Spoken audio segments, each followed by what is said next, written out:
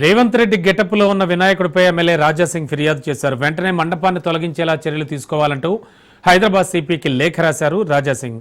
గోషమాల్ నియోజకవర్గంలోని ఆఘాపురాలో సీఎం రేవంత్ రెడ్డి గెటప్లో వినాయకుడి విగ్రహాన్ని ఏర్పాటు చేయడంపై అభ్యంతరం వ్యక్తం చేశారు.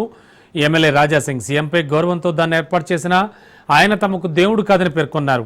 ఇలాంటి చర్యలు హిందూ సమాజం మనోభావాలను దెబ్బతీస్తాయని, మత విశ్వాసాలను గౌరవించాలని కోరారు రాజాసింగ్.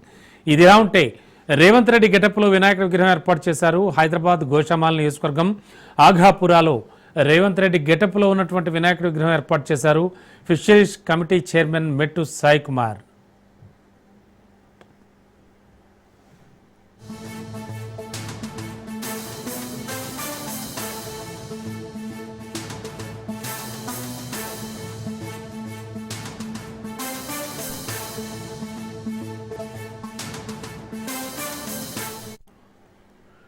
హైదరాబాద్ హబీబ్నగర్ బోయిగూడ కమాన్లో రేవంత్ రెడ్డి రూపంలో ఉన్నటువంటి విగ్రహాన్ని తొలగించారు. ఫిషరీస్ ఫెడరేషన్ చైర్మన్ మెట్టు సాయి కుమార్ మండపంలో ఈ విగ్రహం ఏర్పాటు చేయగా, గత రాత్రి పూజకు ముందు అపార్ట్మెంట్లో ఏర్పాటు చేసిన మండపాన్ని సౌత్ వెస్ట్ డీసీపీ పరిశీలించారు. భక్తుల మనోభావాలు దెబ్బతిన్నాయంటూ నిర్వాహకుడు సాయి కుమార్ను హెచ్చరించారు. దీంతో నిర్వాహకులు రేవంత్ రెడ్డి రూపంలో ఉన్న విగ్రహం తొలగించి మరో విగ్రహాన్ని ఏర్పాటు చేసుకున్నారు.